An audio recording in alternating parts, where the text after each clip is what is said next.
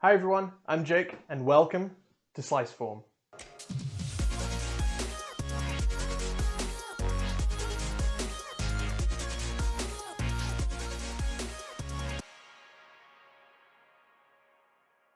For this 12-week course, we're going to be going over all of the engineering principles that you can do on your desk.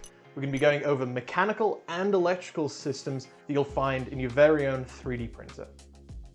Over the weeks, we'll be going over computer-aided design, coding, material properties, and experimentation. Very simply, a 3D printer is a machine that uses a heated nozzle to extrude plastic known as filament. We can take that filament and lay it down layer by layer until it builds up to make our entire 3D model.